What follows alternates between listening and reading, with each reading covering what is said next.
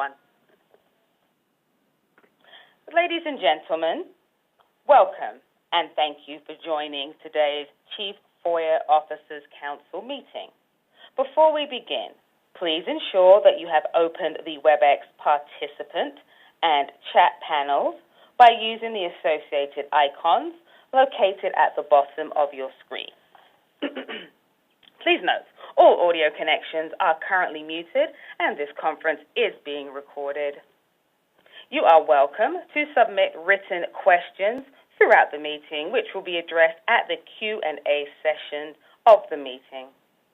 To submit a written question, select all panelists from the drop-down menu in the chat panel, then enter your question in the message box provided and send. To ask a question via WebEx audio, please click the raise hand icon on your WebEx screen, which is located above the chat panel to the right, to place yourself in the question queue.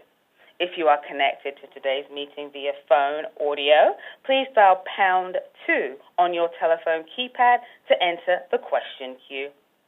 If you require technical assistance, please send a chat to the event producer.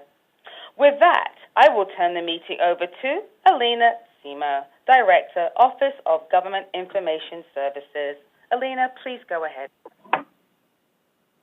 Thanks, Michelle. Good morning, everyone. Apologies for the slight delay and us getting started, but we assure you that we still have a great program up ahead.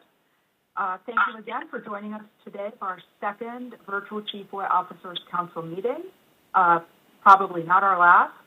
I hope everyone has been staying healthy, safe, and well. I am Alina Simo, Director of the Office of Government Information Services here at the National Archives and co-chair of this council.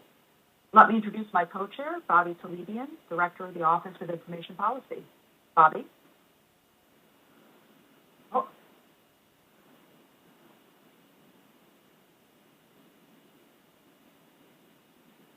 Bobby, please unmute your line. We're unable to hear you. I will do that for you right now. Whoops. Bobby, go ahead. Thank you, Alina. Thank you. Can you hear me?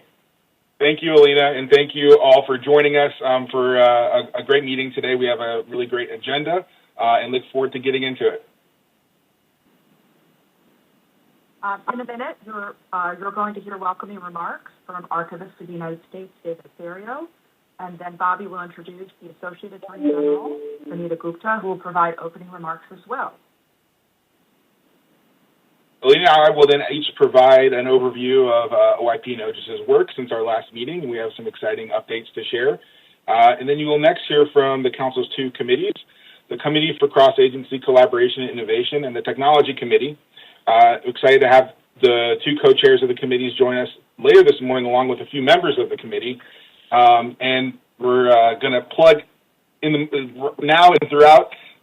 We hope that the work that they're doing, which we truly appreciate, inspires other agencies to both take advantage of those resources, but also to join our efforts and join the committee. So we're always taking volunteers, and if you're interested in volunteering, please do reach out to either Alina or myself, or directly to one of the co-chairs of the committees.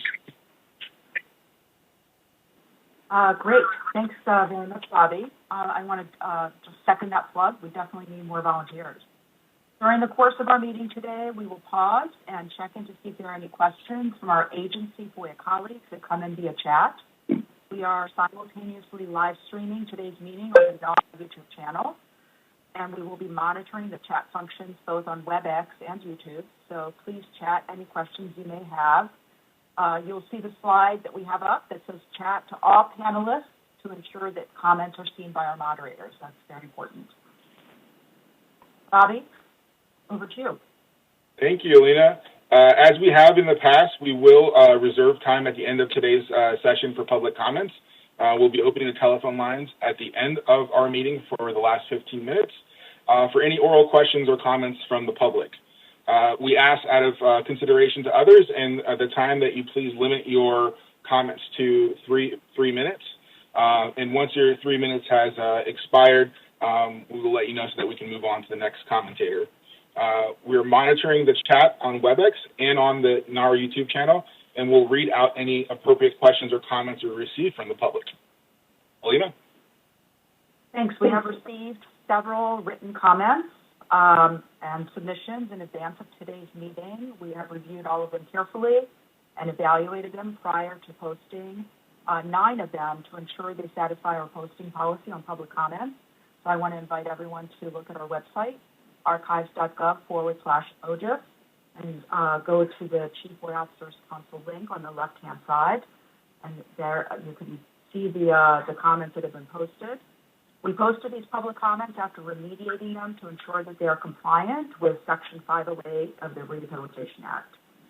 I also want to note that the chat function in WebEx or the NARA YouTube channel is not the proper forum to submit extensive public comments. You may submit public comments at any time by emailing us at ogisopenmeeting, all one word, at nara.gov, G-O-V, and we will consider posting them to the OGIS website.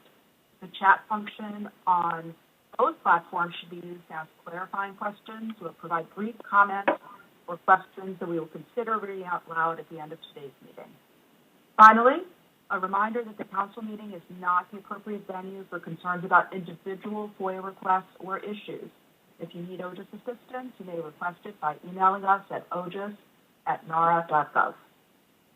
At this time, I would like to introduce Archivist of the United States, David Fourier. David, over to you.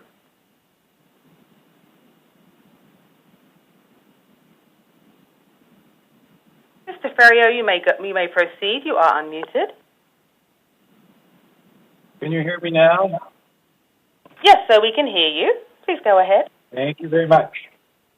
Greetings from National Archives flagship building in Washington, D.C., which sits on the ancestral land of the Mukatang. You know what's weird? The speaker, you can kind of hear it. I'm worried that there's... Are you hearing an echo? No, sir, you may proceed. We can hear you. Okay. It's hard to believe that we're 20 months into the COVID-19 pandemic, which has challenged us all in ways which were hardly imaginable when the Chief FOIA Officers Council was established by the FOIA Improvement Act of 2016. While the Council was created 5 years ago, it was the Open Government Act of 2007 that established the role of Chief FOIA Officer, mandating that each agency designate a senior official to oversee and ensure FOIA compliance and efficiency. Here at the National Archives, that person is our General Counsel, Gary M. Stern. Like many Chief FOIA officers across the government, Gary has faced enormous and unique challenges since the pandemic began in March 2020. Here at the National Archives and Records Administration, a large percentage of FOIA requests we receive seek access to records that exist in paper. The vast majority of them are archival records created by executive branch agencies and the White House, deemed permanent and transferred to the legal custody of the National Archives. The pandemic forced full or partial closure of all the NARA offices that process FOIA requests.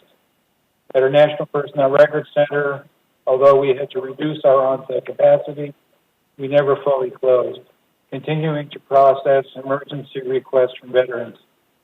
NPRC starting to ramp up its staffing again to address the backlog of FOIA requests, and recently began operating around the clock to ensure veterans and their families get records they need for medical treatment, burials, and other services. Despite those unprecedented challenges, I'm proud of the FOIA work accomplished during the pandemic under Gary's leadership as Chief FOIA Officer. The National Archives suggested staff work priorities to best position these offices to continue to facilitate access to NARA's records. And to that end, some of the staff in these offices were issued laptops and given access to additional software to allow them to conduct searches and complete redactions where possible. The archival FOIA processing offices focused on identifying records, preparing files, and creating descriptions for records of great public interest that had previously been available only in paper format for access through the National Archives catalog. Staff in these offices also spent time updating or creating processing guidance. We at the National Archives acknowledge that closure of federal record centers due to circumstances well beyond our control has affected FOIA programs throughout the government, even as FRC staff have responded to emergency requests for records throughout the pandemic. I appreciate your patience during these unprecedented times, and I'm pleased to report that our centers are gradually resuming operations based on local public health conditions and specific safety criteria. With that, I wish to the Chief FOIA Officers Council a happy 5th anniversary. I look forward to hearing reports today from the Technology Committee and the Committee on Cross-Agency Collaboration and Innovation.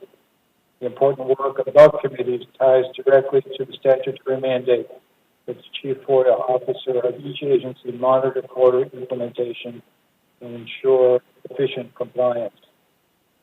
Before I turn the meeting back over to Bobby, I invite you to join me tomorrow afternoon, Thursday, November 18th at 5 p.m. Eastern Time, for a conversation between Law Professor Margaret Boca, former committee member, FOIA Advisory Committee member, and current FOIA Advisory Committee member Tom Sussman, about Professor Clover's new book, Saving the Freedom of Information Act.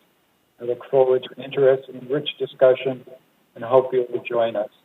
Details are available on the events calendar at archives.gov.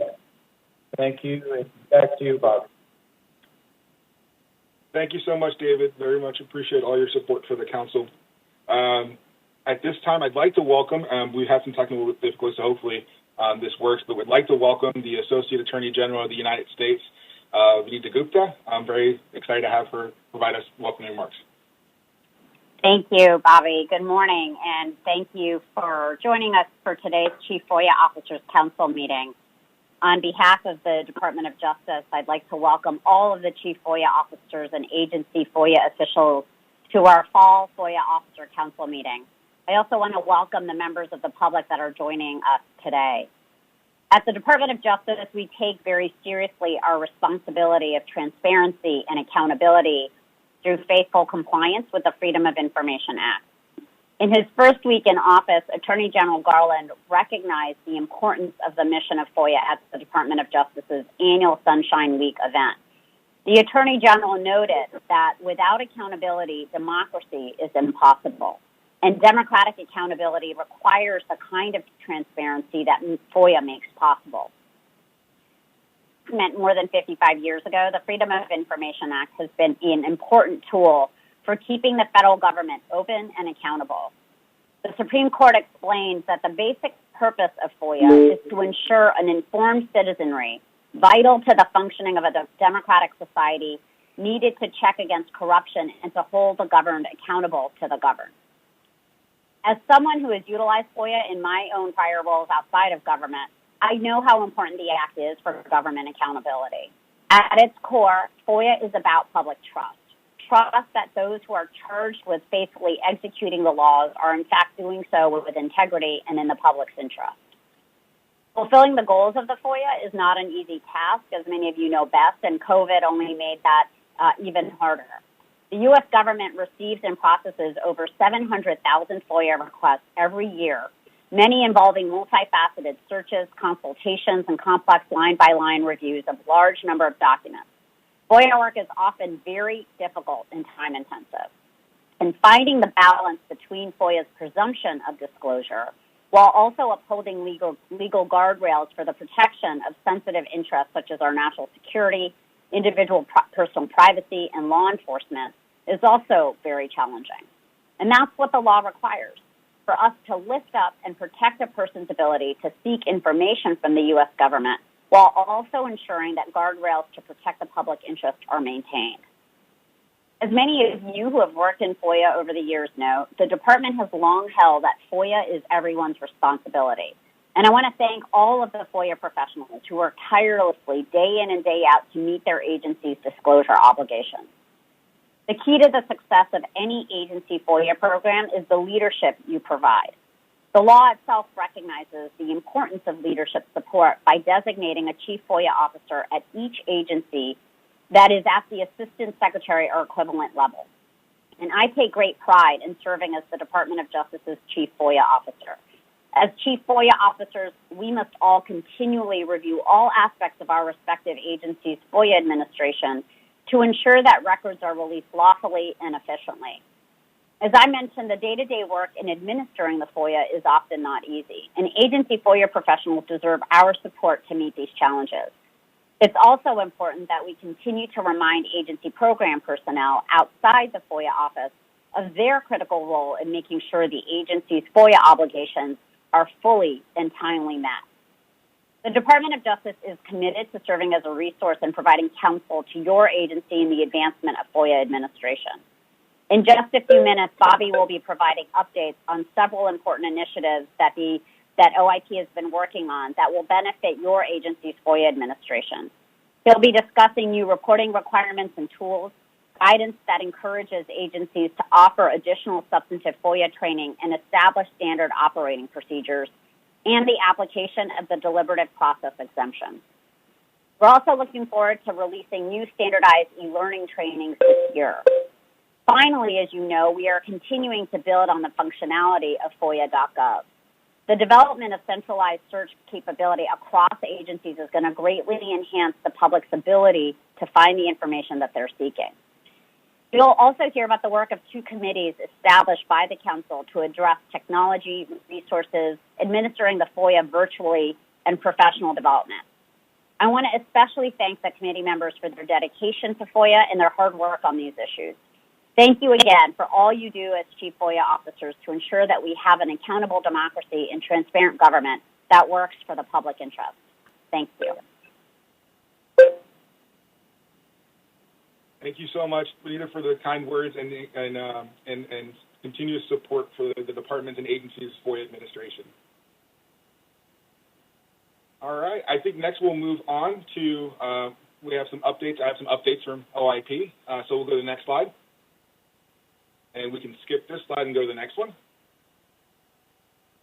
Thank you. So a few updates I wanted to provide and some initiatives that we're excited about. We'll discuss new reporting requirements and tools. It recently issued guidance since our last Chief FOIA Officer Council meeting, and some updates on new resources and updates to FOIA.gov. Next slide. First, as you all know, agency annual FOIA reports, it's that time of year again, and agencies have been working, you've been working on your annual FOIA reports. Those were due to OIP by November 15th, just a couple days ago. We appreciate all the effort that you're putting into compiling this data, which is really important, and shedding transparency on the FOIA itself, the administration of the FOIA itself. If your agency has not submitted your data, please do so as soon as you can, and if you're having trouble, please do reach out to OIP's compliance team. All agency annual FOIA reports are required to be posted by March 1 of this year. So we want to make sure that you are on track and your data is appropriately validated to meet that deadline. We did, and as you know, a significant resource in compiling and producing your annual FOIA report is the Department of Justice Annual FOIA Report Handbook, available on the department's website.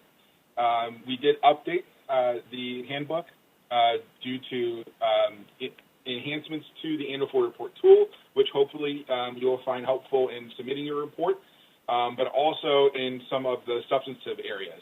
One substantive area specific, on pages 60 to 62, we updated the guidance on how agencies should report their subsection A2 proactive disclosures. We did this after engagement with GAO, and specifically, we wanted to emphasize that the way that these should be reported are by the number of records that are posted that are subject to A2 online, as opposed to pages. This is specifically drawn from the statute's language. We can recognize that is difficult because records are posted in a variety of different ways, and so how you can account for a record for purposes of reporting this might be challenging depending on how it's posted, whether it's a PDF or it's laid on the website on HTML. It's a video, it's a spreadsheet, it's a response. It's a frequently requested record, which maybe in itself has multiple records, but it's one posting. And so what we've done is we've laid out a number of these examples and how agencies should report them, count them in terms of each of those examples. So hopefully That will make it easier for agencies to account for this reporting requirement, but also will help us have more consistency across agencies on how this data is reported. Next slide. Of course, one of the other 3 reports that agencies are obligated to complete during the year is the Chief FOIA Officer report, and we issued the 22 Chief FOIA Officer report guidelines. Deadlines for those for agencies that receive more than 50 requests for the prior fiscal year. We asked that they provide their draft report to OIP by January 10. Agencies that receive 50 requests or less are not required to report, but are encouraged to report if there's additional information that would provide context to what's being reported in their annual FOIA report. And we ask that those draft reports be provided to OIP by February 11th. This all leading to all agencies leading for all agencies to be required to post their final Chief FOIA Officer reports on March 14th, 2022. Next slide.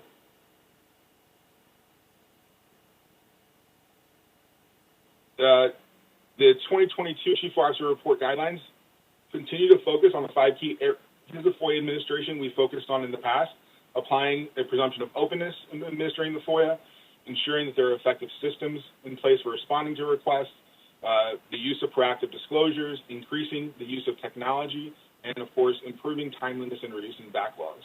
Next slide. As we've done in the past, every year, based off of feedback from the public and from agencies and new initiatives in our engagement, we've modified or added new questions to the Chief FOIA Officer report.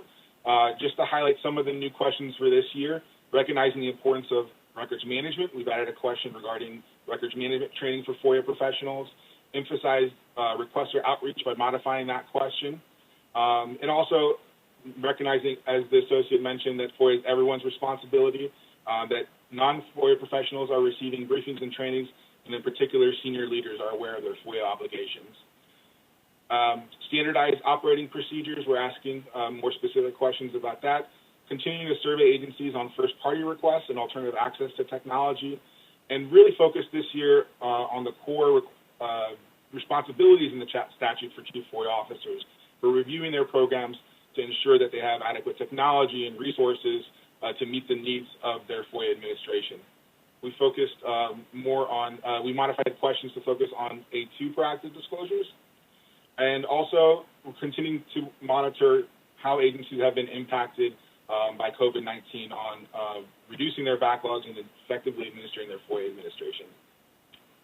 Finally, as we've always had a question in the final part of the Chief FOIA Officer report for reducing backlog and backlog reduction plans. This year we're asking for a little bit more than we have in the past for agencies to detail about what their backlog reduction plans are, and in particular how they develop them. Next slide.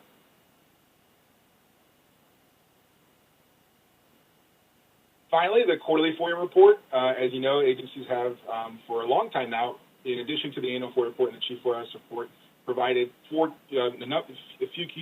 number of key FOIA statistics on a quarterly basis. The number of requests received, processed, in the process at the agency, the number of requests in the backlog, and the agency's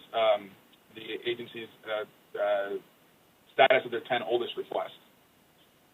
Well, we issued new guidance recently, and we're excited to have launched this, that allows you to use a new tool directly on FOIA.gov and providing this data to us and on the website much more efficiently and effectively.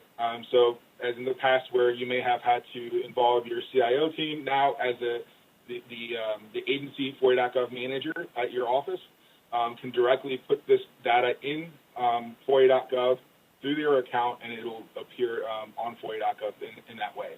So we're excited to have that out there to lessen the burden, this reporting burden on agencies. Next slide.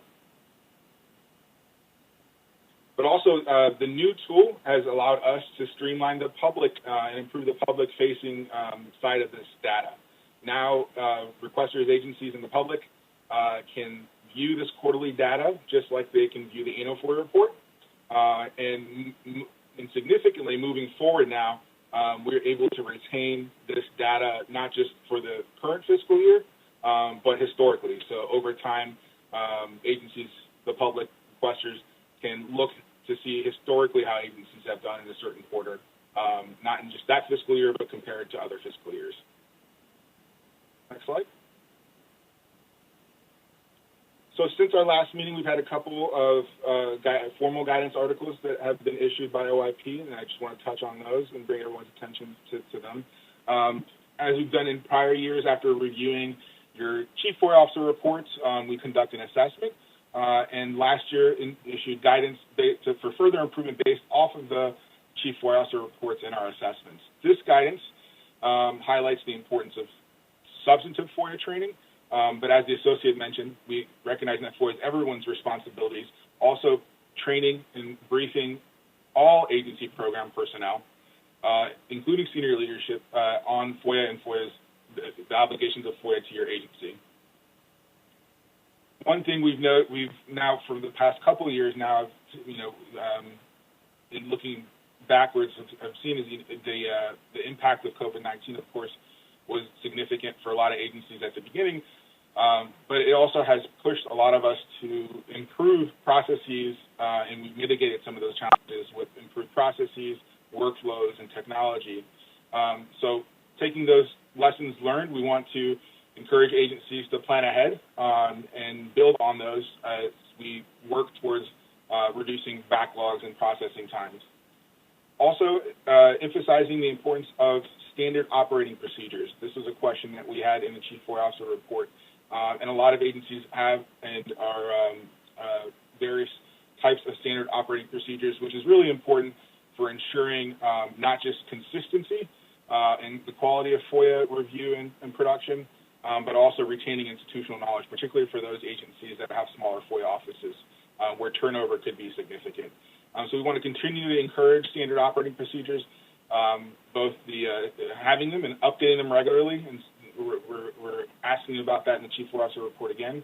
And if any agency would like to discuss their standard operating procedures or how the best is put together one and update it, we're happy to work with agencies on this as well.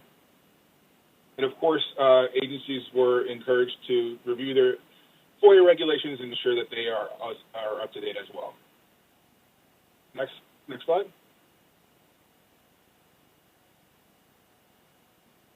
And as you know, last March, the Supreme Court issued an opinion in U.S. Fish and Wildlife Services versus Sierra Club, which examined Exemption 5 of the FOIA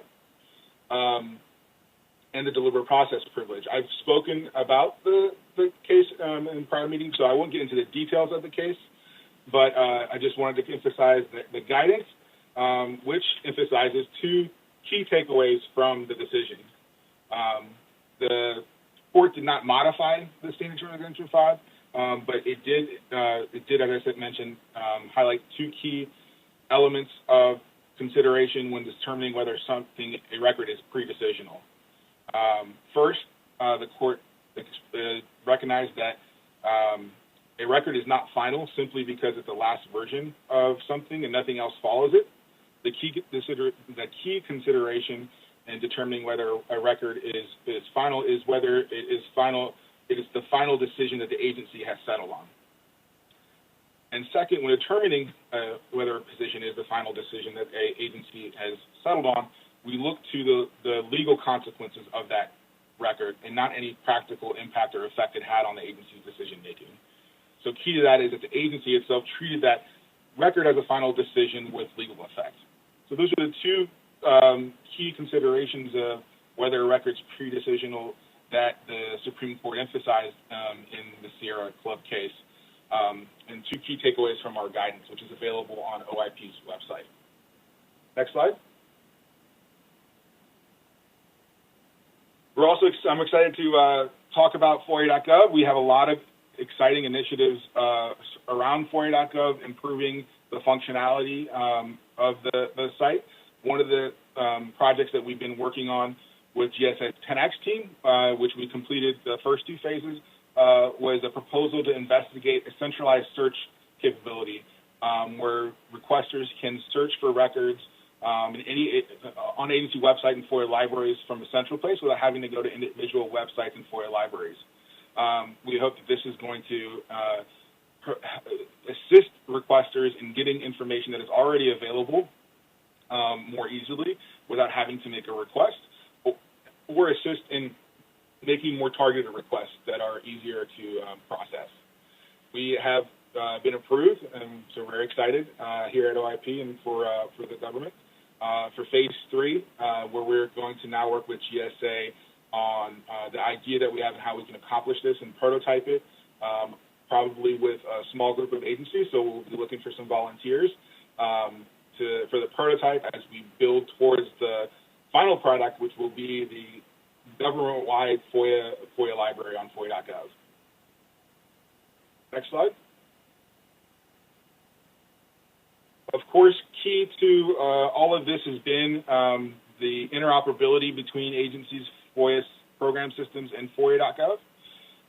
As you know, DOJ and OMB issued guidance on achieving interoperability in FOIA.gov when the National FOIA Portal was established and launched in February 2019. And essentially, there's two ways of interoperability. Agencies with automated systems were required to become interoperable by the end of fiscal year 21, which was just this past October. And agencies with using an API, agencies with non-automated solutions were required to become interoperable through their agency account by receiving structured emails from FOIA.gov of requests submitted by requesters. We're really excited that the vast majority of agencies have achieved interoperability and met the guidance that we issued, and there are just some small group of agencies that we're still working with that we needed a little bit more time with, and so we appreciate agencies' work on this and your patience as we work with you to make sure you're linked up to FOIA.gov, and so we'll continue to work to make sure agencies are interoperable, fully interoperable, and look forward to building on this interoperability in the future, which I think brings me to my next slide. Next slide. So one of the other things that we've done is, and talking about building on the interoperability that now we have, is engaged 18F, and we've been working with 18F over the past 3 months, OIP, on discovery and a path analysis for the additional functionality that should be developed or pursued next.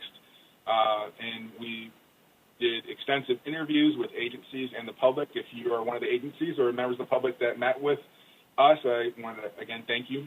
Your feedback was very valuable and very helpful for us to determine the path for FOIA.gov. Some of the things that we considered are a improvement or additional functionality that would assist aid requesters on getting to the right record or right agency from FOIA.gov. I call it like a FOIA wizard or like a TurboTax for FOIA, and we found that there's a lot of great value there.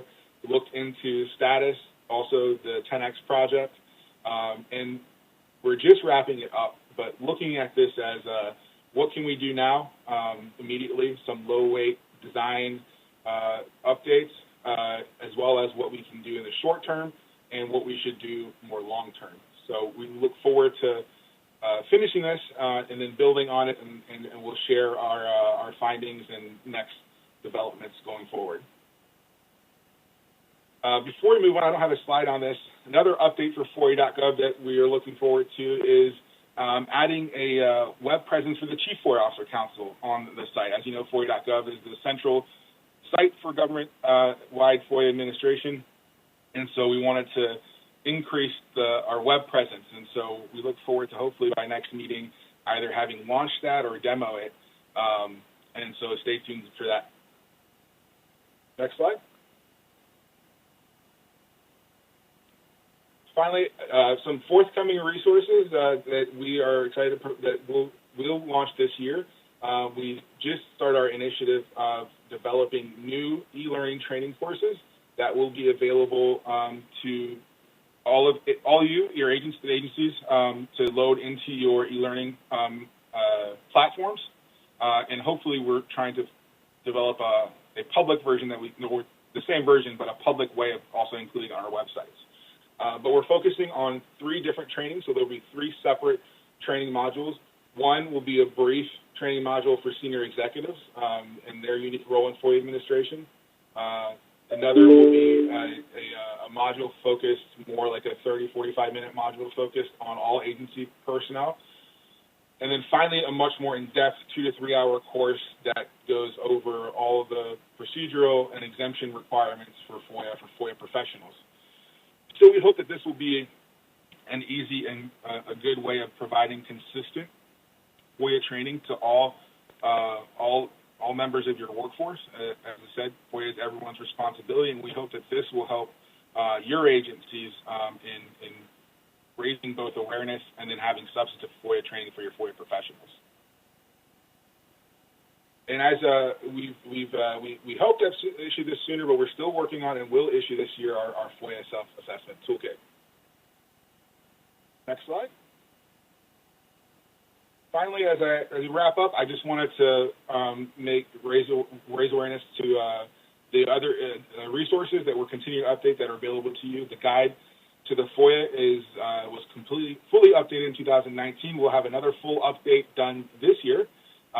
We update on a rolling basis based off a 2-year cycle, but we're also continuously and on a regular basis updating our summaries of court decisions, which you should supplement with the guide for any new decisions that come out before a certain guide chapter has been updated.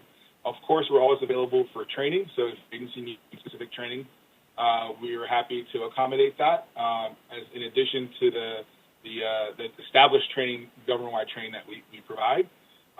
And we continue to be here to provide individual guidance. So if your agency has any questions, please do reach out to us on our FOIA Counselor Service line, 202-514-FOIA.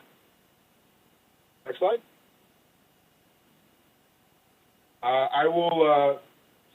I'll pause if there's any questions, maybe just a minute, but I think since we're a little bit behind, maybe I'll just then pass it over to you, Elena. Okay, thanks, Abby. I'll try to get us back on track. Some really great updates, thanks, and it's exciting to hear the FOIA guide is getting updated too. That's a great resource. Next slide, please. And another next slide. So here come our updates. I wanted to brief you on some activities that we've been engaged in since the last time we met in April of this year. First, I wanted to talk a little bit about our dispute resolution program, in which we do not dictate solutions or tell agencies they have to turn over records. We sometimes joke we are not the FOIA police. We cannot write tickets for non-compliance or failure to participate in our mediation process.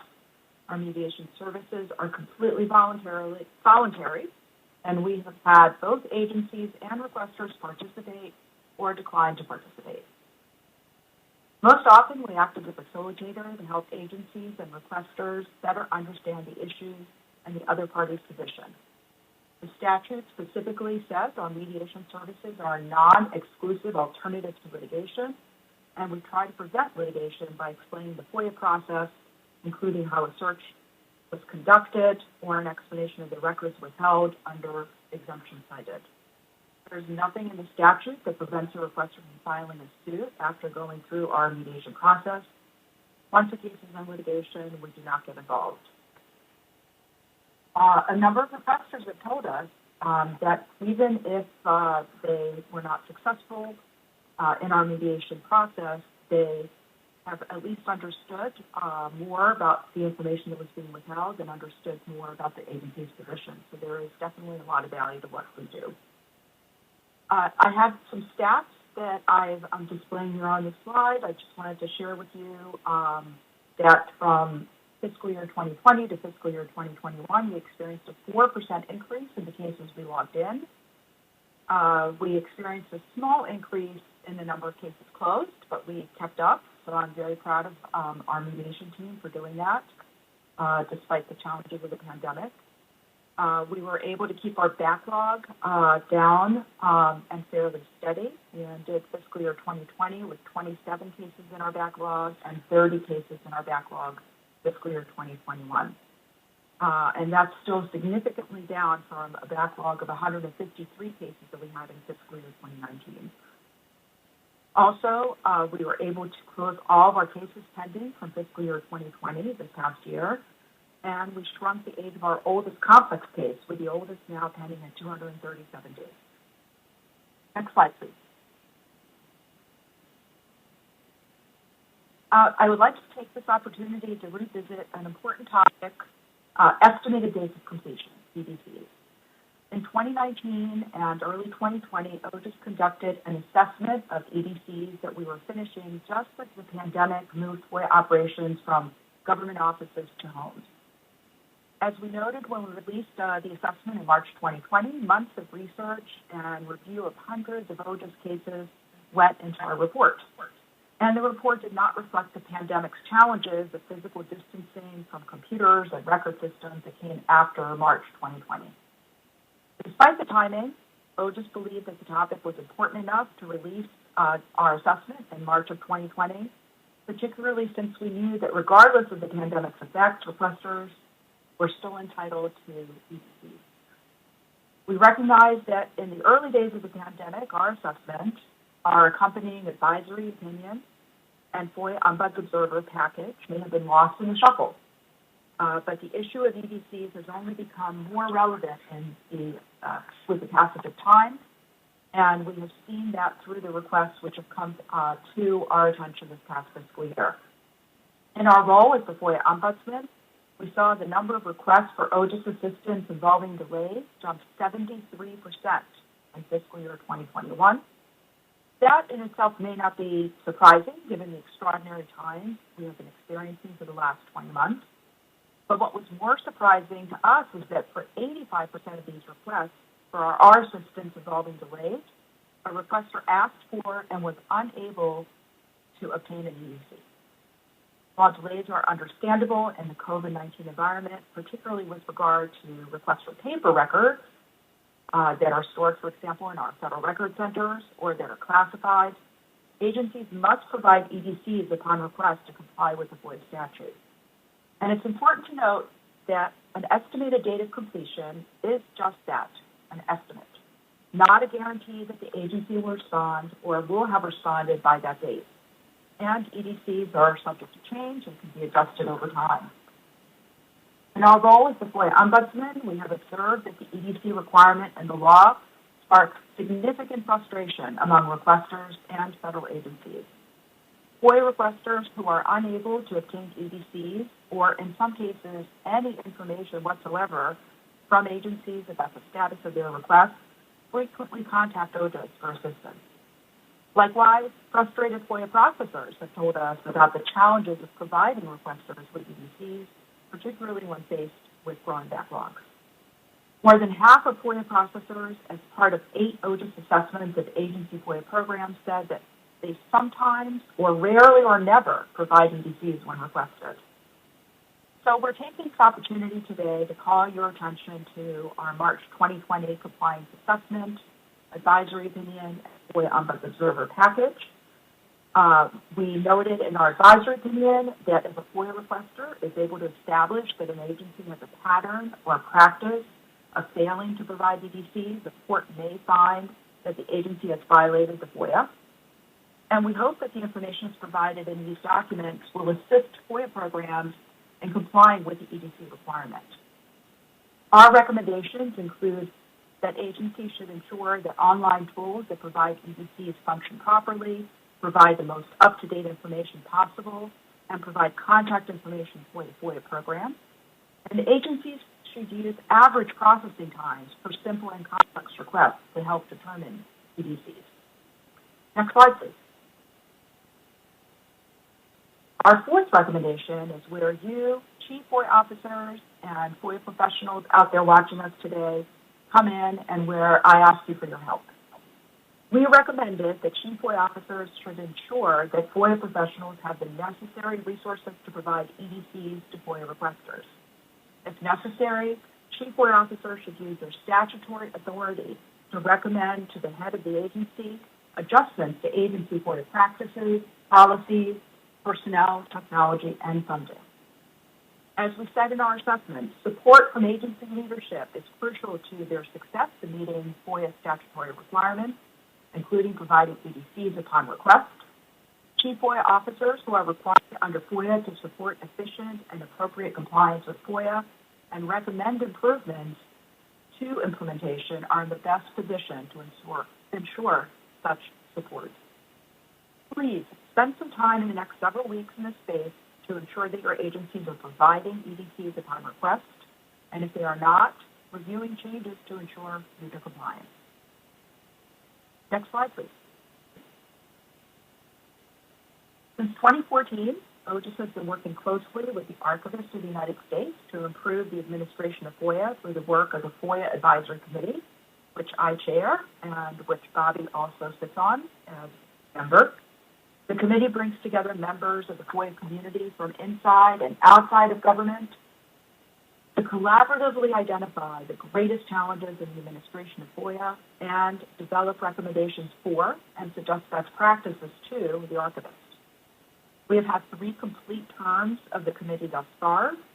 3 terms have produced a total of 30 recommendations and over 35 best practices. They cover a broad range of topics, all designed to improve the FOIA process and access to government documents. On this slide, they are grouped by general topics. We are currently in the 4th term of the committee, 2020 through 2022, and the 4 formed subcommittees, legislation, process, technology, and classification, have been meeting on a regular basis. Some of the subcommittees have further broken down into working groups, some of which span more than one subcommittee, and they are considering a broad range of topics, including FOIA fees, the design and authority of OGIS, also known as reimagining OGIS, one of my favorite topics, agency FOIA program funding, first-party requests, I'll touch on that briefly a little bit later on as well, clarity and consistency of processing. And some members are also taking a look at past committee recommendations to see whether any of them can be amplified or refined, including training, Section 508 compliance, Rediscovery, and online databases for commonly requested records. I'm excited to report the current committee has already delivered to the Archivist the 31st recommendation. Unprecedented in the past, all the recommendations were at the end of the term. This was midterm. The recommendation states that Congress should adopt rules or enact legislation to establish procedures for effecting public access to legislative branch records in the possession of congressional support offices and agencies modeled after those procedures contained in the FOIA. These should include requirements for proactive disclosure of certain information, procedures governing public records, requests for records, time limits for responding to requests, exemptions to be narrowly applied, and an appeal from any initial decision to deny access. OGIS delivered the recommendation to the Archivist after the committee's vote at its June 10, 2021 meeting. And our next step is one that we're currently working on. We're working out the best way for the Archivist to convey that recommendation to Congress. So please stay tuned for that. Next slide, please. We have created a recommendations dashboard in order to keep track of the committee's work to date, which we update periodically. And I'm proud to report that thanks to OGIS's hard work, 10 recommendations have already been completed, 15 recommendations are in progress, and another 6 are pending action, meaning roll up our sleeves and start working on those as soon as we are able. And I just want to take a minute to thank Bobby and all of the staff at OIP. We've had an extremely collaborative relationship in bringing to fruition many of these FOIA Advisory Committee recommendations, and I'm very grateful for the partnership and look forward to continuing to move things along. So hopefully we can have all 31 recommendations completed one day. Next slide, please. So this past 6 months or so since we last met, April 2021, we have published 2 additional reports I wanted to highlight. One of the issue assessments that we published in August of this year represents a very successful collaboration among the FOIA Advisory Committee, OIP, and OGIS. The committee recommended that OGIS and OIP ask agencies to identify common categories of records requested frequently under FOIA and or Privacy Act by or on behalf of individuals seeking records about themselves. Recommendation number 2020-14. To fulfill that recommendation, OIP asked agencies that received more than 50 FOIA requests in fiscal year 2019 to answer the following question in the 2021 Chief FOIA Officer report. Does your agency frequently receive common categories of first-party requests? If so, please describe the types of requests and if your agency has explored establishing alternative means of access to these records outside of the FOIA process. OGIS reviewed these responses of 70 agencies that answered the question in their 2021 CFO report and analyzed individual agency and component efforts regarding categories of information that were the subject of first-party requests and agency processes for responding to such requests. And we made 4 major findings, which you can find in our report. I've linked it here. The first finding, a majority of agencies that submitted CFO reports frequently receive first-party requests. Not great shock, I suppose. The second finding is that first-party requesters frequently request general categories of records maintained by most agencies. That was kind of interesting. So some of them are more routine requests for records that span many different agencies. A third finding is that first-party requesters frequently seek access to unique records maintained by specific agencies. And the last finding was that sub-agencies do provide alternative non-FOIA means of access to first-party records. Recognizing that there is no one-size-fits-all approach to alternative processes for obtaining first-party records, OGIS recommended that agencies examine closely all of the records that they generate, collect and or maintain, and seek creative ways to provide non-FOIA access to first-party records whenever possible. OGIS also recommended that agencies use their websites to explain in plain language the steps requesters should take to obtain access to first-party records. Finally, a note that a working group of the Process Subcommittee, the current term of the committee, I referenced that earlier, is studying the issue of first-party requests to see whether additional recommendations may be warranted. Next slide, please. For the 4th consecutive year, we partnered with our colleagues in the Chief Records Officer's Office to ask several questions in the Records Management Self-Assessment, RMSA. Our partnership with the PRO's Office has allowed us to expand our review of agency FOIA policies and procedures by asking targeted questions that help us identify potential compliance issues that merit further exploration. Results from several RMSA surveys have provided us with the foundation for additional OGIS assessments, and they're all available on our website. The COVID-19 pandemic's effects on FOIA processing and the use of e-discovery are among the topics in our latest report. The RMSA survey for 2020, administered to agency records officers between January and March of 2021 by NARA's PRO's Office, included 7 key questions regarding FOIA administration. Key results highlighted in this assessment include the following. Nearly half of all respondents, 49%, reported that the COVID-19 pandemic disrupted their agency's ability to respond to FOIA requests.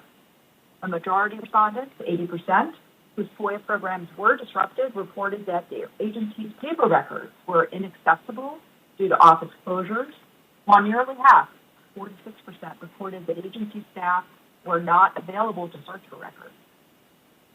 A majority of respondents, 72%, reported that their agencies worked directly with requesters to tailor their requests for more efficient processing during the pandemic. A majority of respondents, again 72%, reported that their agencies used e-discovery tools to search for records when responding to FOIA and or legal discovery. Of the agencies that reported using e-discovery tools, a significant majority, 91%, reported that their agencies use e-discovery tools for FOIA responses involving requests for email records. Of the respondents who reported that their agencies do not use e-discovery tools to search records, roughly half reported that such tools are not available at their agencies. A majority of respondents, 51%, reported that their agency records officer and chief FOIA officer work together on information technology requirements that benefit both programs, and half, 50%, reported that their training programs address the importance and relationship between FOIA and records management. That's something that OGIS strives to underline as often as possible, that important relationship. So I encourage all of you to take a look at our two reports when you have a chance. Next slide, please. I wanted to highlight two upcoming events that I hope you can all join us for. The first is actually tomorrow. The Archivist has already spoken about it. I would like to provide the NARA YouTube link. Please join us as Professor Margaret Quokka, who is a former FOIA Advisory Committee member, is going to be interviewed by current FOIA Advisory Committee member Tom Sussman on her new book called Saving the Freedom of Information Act. I have included that link to the NARA YouTube live stream for the event, and join us. Also, the next full FOIA Advisory Committee meeting will be taking place on Thursday, December 9th, starting at 10 a.m. We don't have Eventbrite or NARA YouTube information yet, but please visit our website, and we will have more information as we get closer to that date. Next slide, please. So I'm very excited to report that we are growing our compliance team. Please check out U.S.C. jobs for our GS13 management and program analyst position. It opened earlier this week on November 15th and closes November 23rd. I've included the link there for it. And please tell all of your friends in the federal family about it and encourage everyone to apply. So we're very excited about the possibility of some great applicants that I'm sure we're going to get. Next slide, please. So I also had a slide for questions, but I'm looking at my time. I think we're actually managing to catch up, Bobby, so I think we're getting back on track. I believe that next up, we're going to turn it over to our two committees to start giving reports. And I'm checking in to see if we've got our COCACI co-chairs on deck ready to start presenting. Hi, Mike. So I don't know if your co-chair is available, but I will just pause for a second. I don't see any questions or anyone pinging me if there are any burning questions right now. So I'm going to go ahead and turn it over to Mike to go ahead and tell us about what's going on in your committee. Great. Thank you, Alina, so much. Just making sure I'm not on mute, since that seems to be the latest craze with all these meetings. The "Can you hear me now" guy is now more appropriate than ever when using the commercials. But my name is Mike Bell, and I'm one of the co-chairs of the Committee on Cross-Agency Collaboration and Innovation. My co-chair is Abhi Mosheim of CPSC. She should be addressing you at the end of our committee's presentation today. In my day job, I'm the FOIA officer for the Office of the Secretary of Transportation. Luckily, transportation issues haven't been in the news much lately, so I've had plenty of time to devote to the committee. But all joking aside, I would like to point out that all the members on this committee and the Technology Committee all have day jobs that they are spending extra time on for these committees, really because they want to give a little extra to improve the FOIA process. As Professor Quokka's book says, it may need some fixing, and these committees have gotten together with people giving of their own time to try to help out a little bit. So next slide, please. Okay, COCACI was first announced actually last year at the October 2020 Chief FOIA Officer Council meeting. And over the next few months after that, we received volunteers from all over the government. I think we're up to 13 federal agencies right now. And we're still receiving new members even up through last week. So if anyone wants to join or they know someone in their office who might be interested, please just contact us or OGIS, and we would be glad to take on more members. Our committee first met back in March of this year, And the first order of business was to come up with a better acronym than COCACI. But actually, what happened was it soon grew on us, and the phrase went from awkward to actually a little beloved. So we've stuck with COCACI. But when I took a look at what we've done so far, we could almost call ourselves, the Build on Better Committee. That might be a little derivative at this point. But we really have been building on the work of a lot of other offices, committees, just to try to improve and spread what's been going on in the FOIA world. The committee started out first building on the work of the 2018-2020 FOIA Advisory Committee, especially their recommendation number 16, which is sort of our founding precept. Basically, the committee asked the Chief FOIA Officers Council to commit a committee, quote, for cross-agency collaboration and innovation. And that's where we got the name COCACI. And basically, the recommendation has three main points. And you'll see as we get into our subcommittees, we have subcommittees that mesh pretty well with the three main recommendations. The first part of that recommendation, 16, was they wanted to research and propose a cross-agency grant program and other revenue resources. We especially wanted to focus on small agency offices because they sometimes don't get the benefits of economies of scale that some of the larger ones do. One of the other recommendations, or part of that recommendation, was to promote initiatives for a clear career trajectory for FOIA professionals. We got the Government Information Specialist Job Series, and we just want to try to recruit and retain the best people in this career field. So we have a subcommittee for that. And then the final part of the recommendation was to try to align agency resources with a commitment to transparency. And that really got our committees started. But however, we've also been building on the Chief FOIA Officer Technology Committee. You're going to be hearing from them shortly, hopefully, and just hearing all the amazing things that they've been doing. And then finally, we've been also building on all the hard work that the FOIA offices around the government have done over the last 20 months or so during this pandemic. We have a committee for that, subcommittee for that as well, that we're trying to just build on what's been accomplished for what seems like forever, but it's only been 20 months. Next slide, please. Yeah, and like I said, to accomplish this, we have three subcommittees. We're going to be hearing from each of them in turn shortly, so I'm not going to spoil their presentations, but you can see their main themes or goals written on the slide here. For the GIS subcommittee, they want to review and promote initiatives for career trajectories for FOIA professionals. As I said, recruit and retain. We also want to keep the best people. Sometimes people will leave the career field, and we want to try to find a way to reward them and motivate them to stay in this field.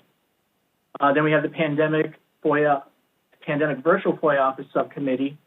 And as everyone knows, FOIA offices and everyone has been forced to adjust over this last 20 months. And we're going to have to adjust again now that we're going back to the office soon. We're going to have to merge the Virtual FOIA Office with the office. And then finally, we have the FOIA Resources Subcommittee. Basically, we just want to look at and share, what resources are out there, what can we take advantage of, and then just how to use it. So all three of these subcommittees are right now gathering information and thinking of ways to get that information out to federal agencies. And we all know that there's a lot of good information, a lot of good processes out there. But we also know it's also tough to get that information through the bureaucracy to all the employees who really need it. And the committee is really looking out for true, long-lasting cross-agency collaboration. If this committee were to simply compile a bunch of solutions, pass them on in some kind of report, and then disband, COCACI would be a failure then. Because we want to create a permanent infrastructure to access and share all the good ideas and information that's out there. So now I'd like to go ahead and turn it over to our subcommittees and hear some of the good ideas that they've come up with so far. And we'd like to start with the Government Information Services Professionalism Subcommittee. Thank you. Hi, good morning, everybody. Next slide, please. Next slide, please. My name is Madeline Van Nostrum, the co-chair of the GIS Professionalization Subcommittee. Today, I'm going to go over the purpose of our subcommittee and our long-term objectives. Then I'll hand it over to Nicole Rementer, who will discuss where our subcommittee is now and our planned deliverable. The GIS Professionalization Subcommittee was assigned to review and promote initiatives for clear career trajectories for FOIA professionals, building on the Government Information Specialist job series, and in coordination with existing agency efforts. Before I go into more details on our subcommittee, I'd like to briefly outline the history of the GIS job series. The Government Information Specialist, or GIS for short, was a position created in 2012 by the Office of Personnel Management as the 306 job series.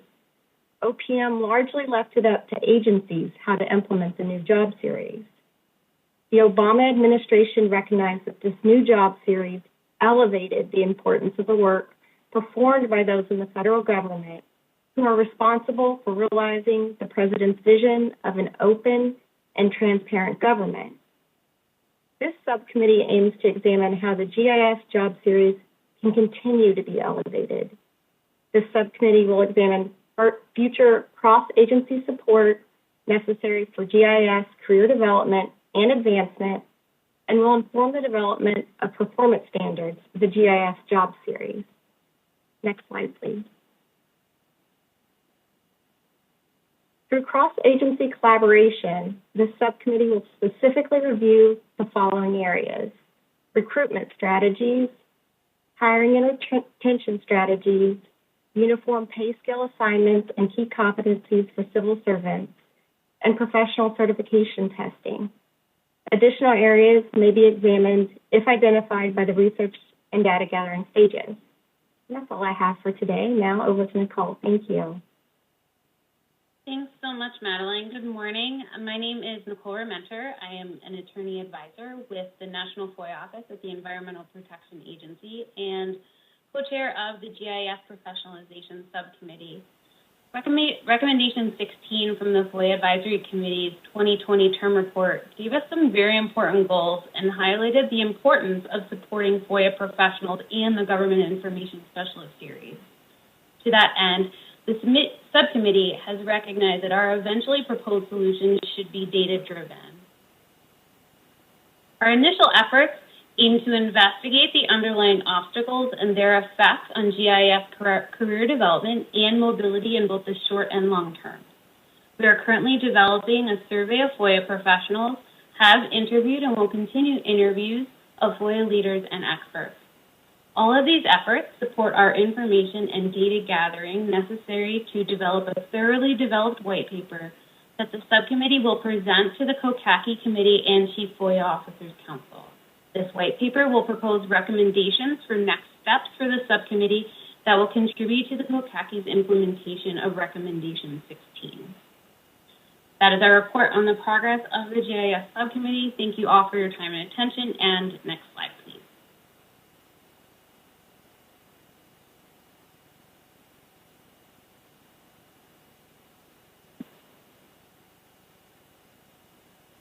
Good morning. My name is Shantae Stanley, and I am the chair of the Pandemic Virtual FOIA Officers Subcommittee. Next slide, please. The Pandemic Virtual FOIA Officers Subcommittee was created basically to analyze and review the capability of the FOIA professionals to work in a virtual location during the pandemic. So we will be working to gather the lessons learned and best practices for teleworking, not only during the pandemic, but we also want to build on what OIP has done. And I know that GAO is also working this issue as well. So we want to go ahead and build upon that to make sure that we can sustain this post-COVID as well. Next slide, please. Long term, what we'll do is we will create the lessons learned from teleworking, and we'll make recommendations as to what the best practices are that we have already examined during COVID. The progress that we have made is we're now framing our questions now to create the survey. We want to compile answers as to what the agencies have learned as far as, technology-wise, how hard it was to, move from an in-office environment to a virtual environment. So we are planning to publish a list of the best practices, what was learned, and we're going to focus on the tactics, the techniques, and procedures that were effective in making the transition from the in-office to a virtual office. But we also want to be able to sustain that post-COVID. And that is all I have. Thank you.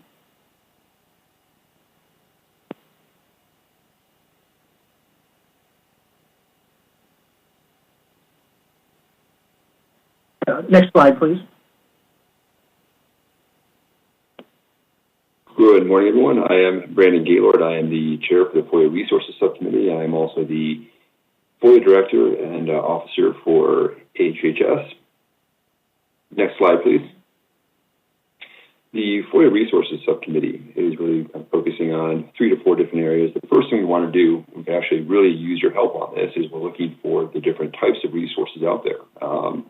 Specifically anything that would be outside of the usual FTE hiring process. We've already found a lot of agencies are using some really good ideas, things like tiger teams in the department offices, leveraging areas like pathways, internships. And so we're learning a lot, but I think there's a lot more out there. So if you have things that you use in your office that you found useful, please reach out to us, and we'll definitely try to incorporate those in our plan. And we're also trying to compile and create reference materials that will be kind of a user guide to getting involved in some of these. So if you're looking to set up maybe an internship program for a certain part of your office, kind of helping you get the tools you need to start that process by following somebody who's already gone down that path before. We're looking to also identify opportunities where we can standardize our resources across government agencies. And again, kind of looking for that agency that's done something, done it well, and allowing them to kind of blaze that path for us and build out kind of points as to how they've done that, so the rest of us can just kind of draft behind them. And we're looking to, we're still not quite sure how we want to post this and disseminate this information, but we do want to kind of be a reference source where you as a federal agency can go and see what's out there, what's available, and choose the best path for you to go. And the last thing we're going to look at is identifying and highlighting resources that are already standardized. As Mike mentioned, a lot of smaller agencies out there don't have resources of other big agencies. So we're hoping that we'll be able to put some things out there that are already in place. And if you're a small 2 or 3 person shop, then you can just hop over and see what's already available. And this is something where, while the Federal Resource or the FOIA Resources Committee is built mainly facing federal agencies, we think that the ultimate goal of this really is better customer service, backlog reduction. That's still kind of the overarching mission here, is to allow us to provide more resources and better use the resources we have, and diversify our resources to make sure that we're equipped for where FOIA is going in the next 5 to 10 years. I will turn it over to Avi, who will wrap up the COCACI presentation. Next slide, please. Hi, thank you so much. I'm Avi Mosheim. I'm the co-chair of COCACI with Mike Bell, and I'm also the Consumer Product Safety Commission's Chief FOIA Officer. And I want to thank Mike, Madeline, Shante, Brandon, all of you for doing wonderful presentations, and every member of the committee for all the hard work that you're doing. We've come a long way this year, as you can see, with all of the work that we're doing and the deliverables that we have in mind. And I really appreciate each and every one of you. So just to wrap it up, we are 3 subcommittees: GIS, Pandemic, and Resources. We are working to improve our collaborative efforts across the federal government, examining the current state of the GIS profession with the goal of harmonizing recruitment, retention pay, and development of the career. And we're also taking lessons learned from the pandemic that we're currently in, but moving slowly out of, and to see how they apply to the future of FOIA offices in what will most likely be a mixed environment of virtual and in-office work. And we're also reviewing the common resources that we have and uncovering existing needs in federal FOIA offices with a goal to standardize resources, improve access and efficiency. And with that all said, we could always use new members. So if anyone is interested in joining COCACI, we would welcome you with open arms. We have a lot of great members with great ideas, and we know that people out there have even more great ideas. So we'll put those ideas together and work to solve all of the challenges that are facing FOIA offices, which are really opportunities to improve. So thank you so much. Thank you, Abby, and thank you, COCACI. Really enjoyed your presentation. I just want to echo the gratitude that Abby expressed for the work of all the committee members and all of you that presented today. Three topics that are at the core of any agency's success in FOIA administration. So just wanted to reemphasize Abby's message. Please reach out to us for participation or volunteers for the COCACI. Next, I'd like to turn it over to our technology committee. Introduce our co-chairs, Michael Sarich and Eric Stein. Michael and Eric, over to you. Thank you so much. Eric? Well, good morning. My name is Eric Stein. I'm one of the co-chairs of the technology committee, and I'm going to turn it over to Mike for the opening comments. Next slide, please. Yeah. Good morning. Thank you all. What a great presentation by Mike, Abby, and the COCACI team. The group is really taking off, and I'd be remiss if I didn't say that I'm really impressed with their work and their contributions to the community. The Chief FOIA Officers Council Tech Committee was created in response to a need identified by the FOIA Advisory Committee. It seeks to bring members from across the FOIA and tech world together to understand the state of technology tools being used in FOIA programs, kind of find the bright stars, the best practices, and take that collective wisdom and share it across the federal FOIA family. The FOIA Advisory Committee recognized, and I think we all agree, that together we can drive improvements in FOIA processing through active dialogue, deep dives on important research areas, and embrace the diverse perspectives from agencies both big and small. So to that end, we have 39 members from at least 23 different departments and agencies. Next slide, please. So we focused our work right now around 7 groups, and I'm really looking forward to Matt Pollack sharing a bit about just one of the products we've produced so far and on video redaction, and Gorka Garcia-Malone from NIH previewing a coming attraction on FOIA case processing. So over to Eric to share some of the FY21 highlights. Okay, next slide, please. All right, good morning again.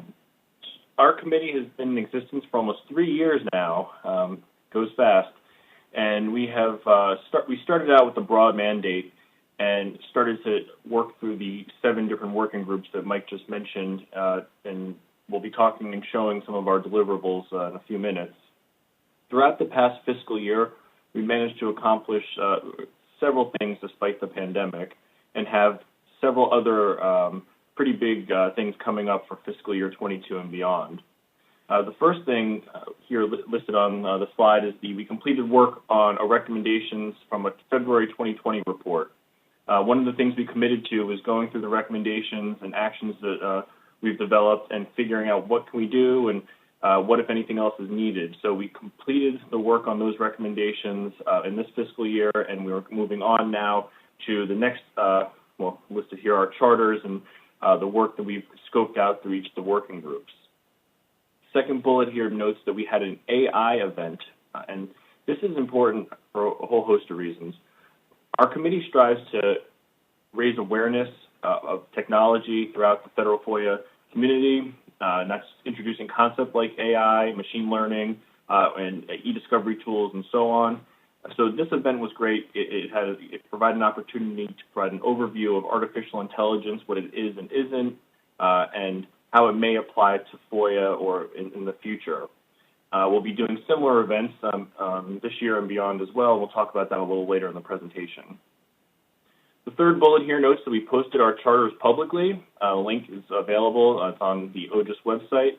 And we've been working to execute the different deliverables in those charters You'll be seeing one or two of the papers, and we'll talk about one of them today and preview another one in a few minutes, like I mentioned. We participate in 2 different OIP best practices workshops, and these sessions are important for us in the technology committee because it gives us a better understanding of what federal agencies are and are not doing, the challenges they face, and how can we apply technology to those challenges. We, of course, briefed at the April 2021 meeting of this group to share our updates at that time. And before we prepared this presentation today, we went back to that presentation to see what did we brief you on. So for those of you who saw that presentation, it's nice to see you again, nice to have you with us. And for those of you who weren't there, welcome. And thank you for all the support you're providing to your FOIA programs. And with that, I'm going to turn it over to Mike. And next slide. Great, thank you, Eric. So the committee has published a couple of great papers, one on video redaction and another one on searches, two of the areas that we wanted to focus on with our 7 working groups. And more papers are on the way from the other 5 working groups. I'd like to focus first on one of the papers we published before we pivot to a coming attraction. So first off, it is my great pleasure to introduce Matthew Pollack. Matt's the Chief of Disclosure Law and Judicial Actions Branch at the U.S. Customs and Border Protection. But moreover, Matt's a leader in the field of FOIA tech, and he led our efforts to publish our first ever working paper on video redactions. So Matt will give us kind of a high-level overview of the paper, talk about delivering resources for the FOIA community. So Matt, over to you, sir. Thanks very much, Michael, and good morning to everybody. As Michael indicated, our group was pressed to address a issue of growing concern, which is how agencies should approach requests for video records. And I mentioned that it's an issue of growing concern for 2 main reasons. First, there is a growth of video records in federal agencies across the board. We see that, of course, over the course of the pandemic, so many more meetings, including this one, are being held virtually. There are recordings of those meetings, and people can request those. Second is that there has been an increased scrutiny on law enforcement agents and the way that they perform their duties. And so many agencies, including my own at U.S. Customs and Border Protection, are integrating body cameras into our law enforcement personnel practices. And so there's a significant increase in the number of videos that are being recorded in that setting as well. The second reason why this has become such a pressing issue is that courts have made an about face in the last several years, whereas before they acknowledged that maybe agencies don't have the proper technology that they need to redact videos. Courts have changed that view. They've acknowledged that most people have the ability to redact videos in their pockets via cell phone, and so it's almost unreasonable to assume that the government no longer can have that technology. One court said that a judge has a teenager who can put cat faces on the videos of his friends. Why can't the federal government just make that a blur? And it makes sense. Lots of other courts have kind of followed suit in requiring agencies to possess this technology, and they've been looking beyond FOIA offices. They've been looking for the technology capabilities of the agency writ large, whether there's an Office of Public Affairs or Media Affairs that might have those types of capabilities. So they're really holding the agencies responsible to addressing these records as they're creating them. So our group attempted to come up with a way to provide some best practices for agencies to right-size their video redaction programs. And we put together a list of best practices, and I just wanted to hit some of the highlights here with you today. The first is making sure that you have the right people who are making these redactions. That could come from inside your own FOIA office. That could be mean training your current FOIA professionals. That could mean bringing in new ones and making sure that you highlight video redaction capabilities in your skill sets. That could also mean reaching outside your FOIA program to other agency personnel that might have that expertise and the right tools to be able to make those redactions. And it could mean if you have a limited number of video redactions that you might need to make, that could mean reaching out to contractors to perform that work. I know we did that when we first started our FOIA redaction program because we were a little bit behind the 8 ball in that we had a request and we had no way to deal with those records, and so we had to reach out to contractors. And that kind of highlights one of the other issues that we recommend is getting started with your FOIA video redaction program as soon as your agency considers creating video records. Now, for most agencies, we've already been doing that, as I mentioned, in the Zoom, WebEx, and Microsoft Teams world of the pandemic. But we really need to consider how we're going to approach that. And so that includes figuring out who's doing it, and that includes making sure that we have the tools to be able to do that. There are lots of different technology tools that are available, and that includes those that are fully featured and similar to what they use in the Hollywood movies, and some of those that are much more simple and that are web-based or cloud-based. In CBP, we've transitioned from one of those fully featured systems that we determined we no longer needed anymore to one that was provided by actually some of the hardware manufacturers of our body cameras that can be used for all types of video, and it's a much more simple interface and a much more cost-effective one as well. So you have to make sure you have the right people, you have to have the right tools, and you want to make sure that you're getting started.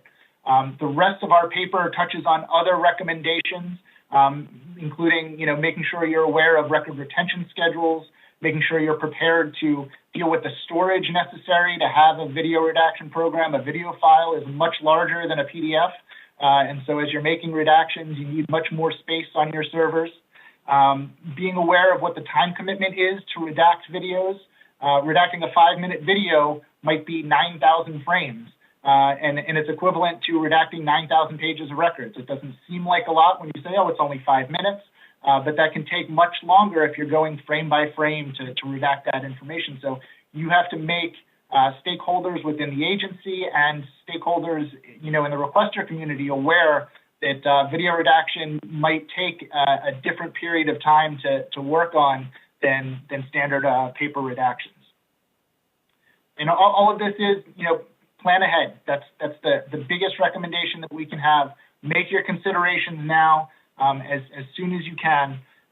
We hope that our paper at least provides some sort of blueprint for success for agencies as they're preparing to deal with video records. But I also wanted to make an offer of our committee for any agency that's adding this. If you have questions, if you would like to gather some additional insight from what we've learned during our research, please feel free to reach out to us. We're happy to help. And for those of you in the requester community, if you've had good or bad experiences with video records, we'd love to hear about them so that we can incorporate those in our next set of recommendations when we put them together. So we're always here and willing to assist. And with that, I'm going to kick it back to Michael. But thanks very much, everyone. Matthew, thank you so much for that excellent kind of overview of our video redaction paper. And it's worth highlighting a couple of, reemphasizing a couple of points that Matt so capably pointed out. And that's that the FOIA Tech Advisory Committee is here for folks in the FOIA community, folks in the requester community, just folks who are looking for federal records. We're here to work to, if there's a federal record, the expectation is that under the FOIA, we provide it, regardless of whether it's a video or what it may be. And, when these new technologies, newish technologies come about and when agencies adopt these, it's part of our gig to make sure that we're able to provide those. So we couldn't be happier with the work product and really look forward to continued dialogue and continuing to work with the rest of the folks in the FOIA community. So with that established attraction, we have a coming attraction that I'm really, really excited about. So I'd like to kind of preview that coming attraction. So to do that, it's my great pleasure to introduce Gorka Garcia-Malone. Gorka leads the National Institutes of Health FOIA program, and as Mike Bell pointed out earlier in his presentation, given the events of the last year and a half, you can imagine how busy Gorka has been at NIH. But again, folks in the FOIA community coming together to give of their time to help others in the FOIA community, and Gorka has been able to lend his considerable talents to help us work on our FOIA case processing paper. And so it's my pleasure to turn it over to him to preview that coming attraction. Gorka? Good morning, Michael. Good morning, everyone. Thank you for that very warm introduction. I tell you, although we're very busy at NIH, the work that's being done in this committee and in our work groups is critical. And it's important to just prepare ourselves for the coming waves of FOIAs. So this work really does take precedence. To tell you a little bit about myself, I started my career at the Food and Drug Administration, doing a lot of FOIA litigation. I've since taken the reins here at the National Institutes of Health, and I manage the FOIA program here. I couldn't go on before mentioning other folks involved in this work group, and it's you, Michael Sarich, and Barbara Soils at the DEA, Virginia Burke in the Peace Corps, and Danielle Adams at the Consumer Financial Protection Agency. And the first charge that this work group had was to come up with the top 10 questions about FOIA Express. We all have experience with FOIA Express, and we thought that we could share some of our experience with the FOIA community at large, that it would be helpful. Some of its pros, some of its cons. It has significant advantages and some limitations, and we wanted to share that with folks before they committed to that particular tool. We prepared that paper. I think it was extremely helpful. We got good feedback from the paper. And then we turned to what would be our next assignment. You know, as we looked within, we found that our common experience was that when it was time for us to choose a platform to review records, to do case management and track cases, we found that in our experiences we felt essentially alone. We didn't know whether to go with a homegrown solution or with something off the shelf, commercial off the shelf. And we thought we'd spare everybody else that experience. The reality is that there's a lot of information out there now. It's just difficult to find. There are a lot of platforms that are available that have different strengths and weaknesses. And so what we set out to do was to prepare a paper that explains what the advantages are of going with the COTS solution and what questions you should ask yourself, because not all COTS solutions are created equal, right? So the paper that we're preparing, and we're close to completing it, really deals with some of the advantages of COTS, which, for example, some of these commercial off-the-shelf solutions come baked in with really strong metrics, right? So this is the kind of information that the system can generate very quickly. You can use it to report up or to report down, or to assess the health of the program. And you can do it almost instantaneously. So that's definitely one of the strengths that these platforms have. In addition, the COTS solutions, especially those that are dedicated to FOIA, update themselves. You're not working with your IT department to try to catch up with the requirements of changing laws and regulations. This is something that the companies themselves are leading. So it takes a lot of responsibility off your shoulders. But really, primarily, the paper focuses on what you should be asking yourself when determining whether you should go with a COTS solution, and if so, with which. As I said, some of these COTS solutions can be very expensive, can be very complex, and have capabilities that you may or may not need. So it really focuses on first giving you a sense that this is well-trodden territory. We've all sort of gone through this. It explains some of the questions you should be asking yourself in terms of what specifications you may or may not want.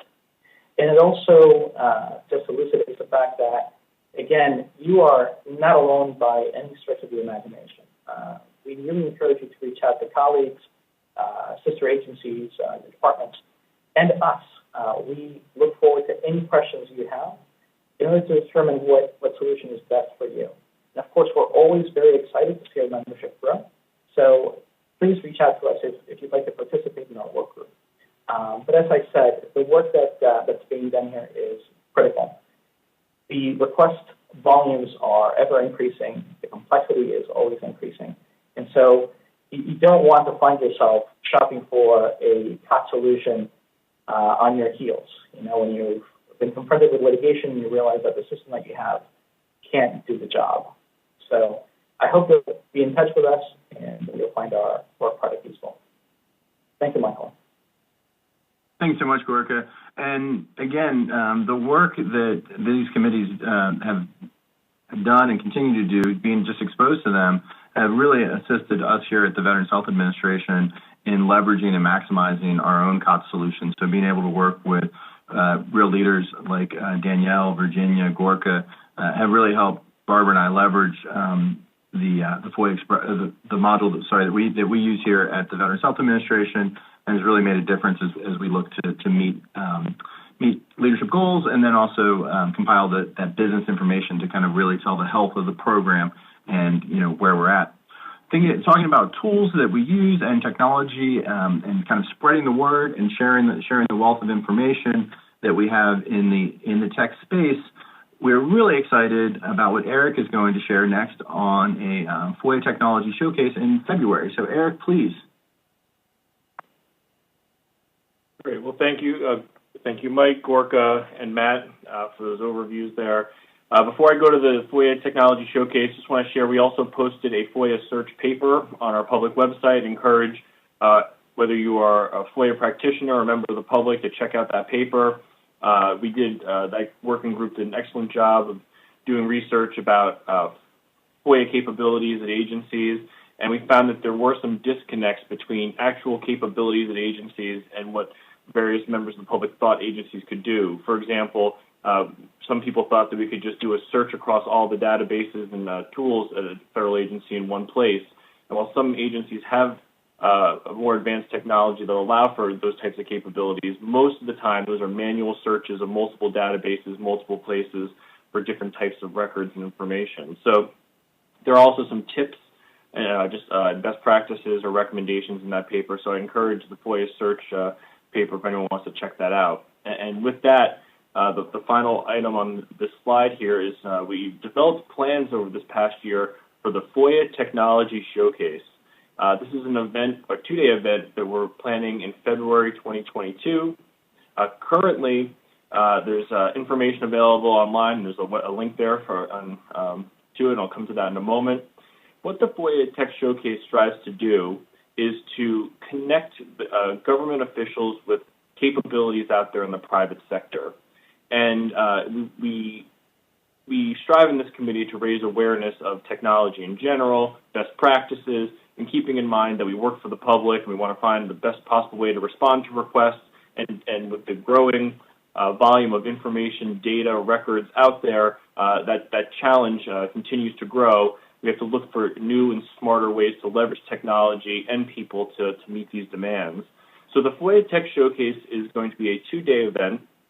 The first day is focused on more practical applications of what technology and tools exist that are out there that would allow for federal agencies to maybe help with discovery of records, doing searches, doing redactions, different COTS products or capabilities, tools, APIs, and different applications that integrate technology. And we have a series of different topics that's on the RFI right now on SAM.gov that says on day one, we want to hear what's in the practical realm right now.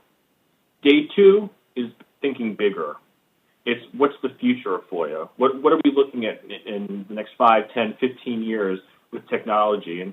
And what broader topics and themes, it gives an opportunity for the private sector to share its ideas about where it thinks FOIA could go, whereas day one's more focused on what do we need now in the immediate term to address FOIA requests and the growing volume of records and information out there. So we have the link here for for the FOIA blog at OGIS, the SAM.gov. We're taking RFIs, the Department of Justice or NARA is taking the RFIs through November 23rd, at which point we will be preparing for the February 2022 event where any vendors interested or private members of the private sector who want to present can provide a video and be available for some Q&A with government officials who have questions about their capabilities. Next slide, please. This brings us to our next steps, and we get past our accomplishments. I'm very proud of the work that our committee has done remotely, primarily, throughout the past fiscal year. The first thing we're looking at now is update our working group charters, and we have to update some deadlines. A few things slid over the past year. As you saw, we were able to get several things done. We're going to look at, do we want to devote our time and energy to some of those items from last year, or do we want to pivot and take on some additional topics, and here are some of the ones that have been shared with us, and we welcome your feedback on different areas we should be looking at based on your agency needs. The first one is discussion of potential new working groups on data. A lot of talk about data scientists, AI, machine learning, understanding how data is being used from a perspective of maybe managing FOIA programs and using metrics, but also how to manage data as it's being pulled in response to requests and redaction requirements. And just data, there's a whole lot there to unpack. Interoperability of IT tools.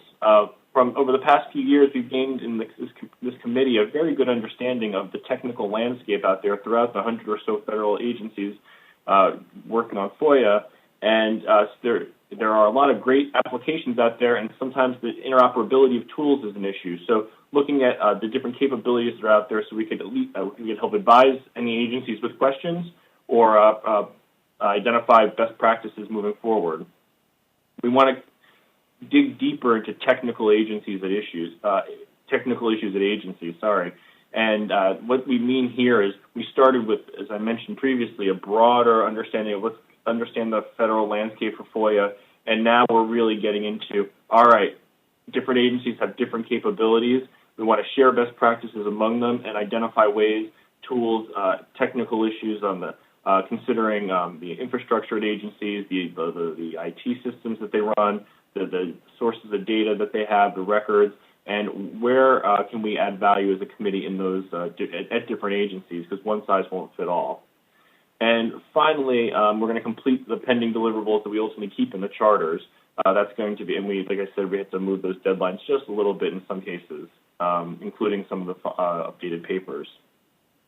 We just mentioned the FOIA Technology Showcase event in early 2022, so we're very excited about that and connecting federal FOIA practitioners to the private sector, and I believe we're going to be as open and transparent as possible, trying to publish and post online as much information as we can about the events and the different tools being showcased there. With that, Mike, I'm going to turn it back over to you. Thanks so much, Eric. Appreciate that. So, as we talked about today, the Tech Committee is a creation of the FOIA Advisory Committee and is hopefully an example of putting those recommendations into action for the wider FOIA community. So what we've shared are just some of the things that we're working on. The Tech Committee is always looking for new ideas, new energy, new perspectives.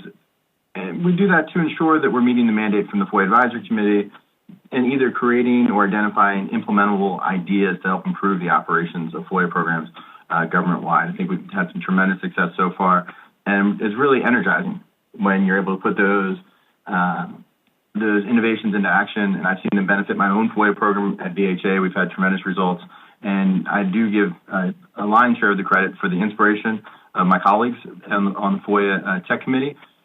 When I have questions, I always have an open ear, and you get a tremendous amount of support from your colleagues in terms of ideas and advice and guidance, because really, at the end of the day, we're all kind of doing the same thing. We're illuminating the operations of the federal government, and we do them in different agencies, but the mandate's the same. It's the same 20 days for me at VHA as it is for Eric at State or Gorka at NIH or Matt at Customs and Border Protection. So there we are. So with that said, we want to thank and acknowledge the members of that team for all the hard work they've done, along with their tireless work and the guidance of both Alina and Bobby along the way through this entire journey. And so with that said, Eric and I are open to questions, feedback, and any input folks would like to provide.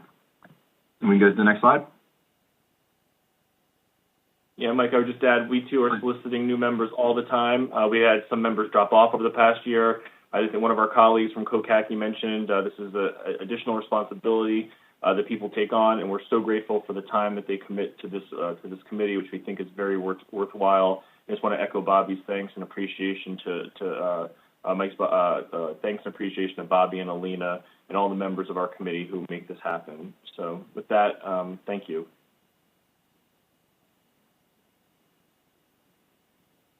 Okay, great. Thank you so much, Eric and Mike and Gorka and Matt. You guys all did an outstanding job. I'm going to ask Martha Murphy, OGIS's Deputy Director, if there have been any chat questions from our federal family colleagues.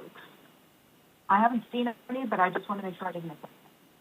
So we did have one question for Bobby about the training Question is, will OIP e-learning courses be available to agencies who don't have e-learning platforms? Yes, and thank you for that question. Yes, we are planning to, so the initial goal is to have these in e-learning platform format, but we're also planning to have a version. It won't have all the functionalities that you have in the e-learning module, but have all the lessons that we'll post on our website that agencies would be able to use, so that we can have it available both for those agencies that do have e-learning platforms and those that don't.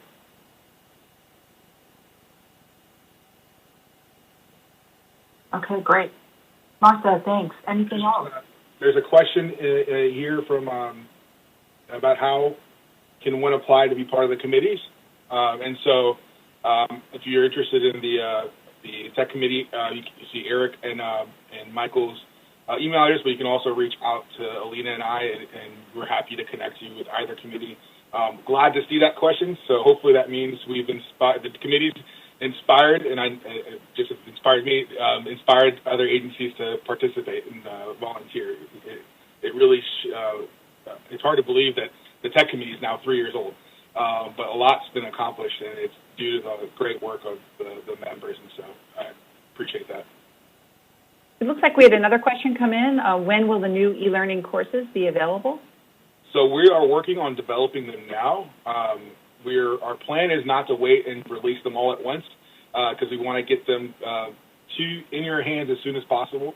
And so our current plan is to work on the ones that are smaller first, the executive, and roll that out as it's produced, hopefully by March. Then roll out the non-FOIA professional program personnel version. And then a little bit after that, later in the year, but before the summer, we're hoping to be able to release the 2 to 3 hour version for FOIA professionals.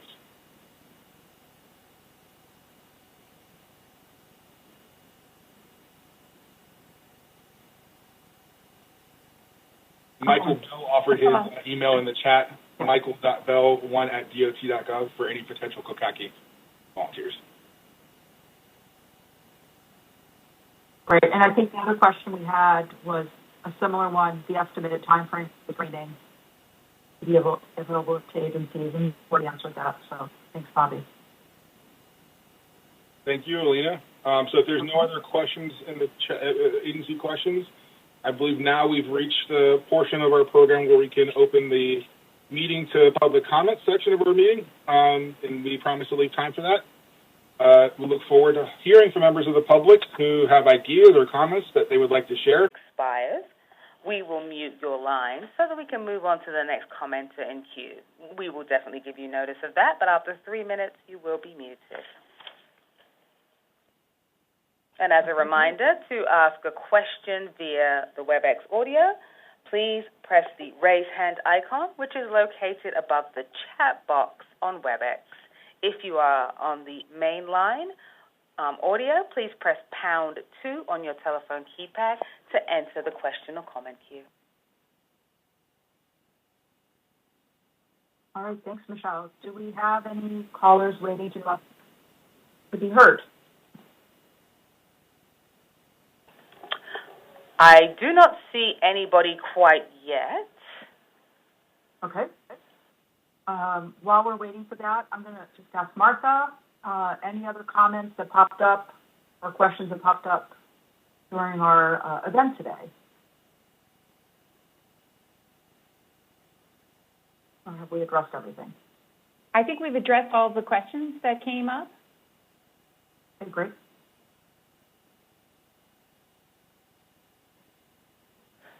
All right. I do not currently see any questions or comments in the audio queue. Okay. All right, we're just going to give Bobby, maybe give folks one more second to think. But maybe we could start a wrap-up. I would love to be able to give back to folks about 25 minutes of their afternoon back today. I think we could all use that.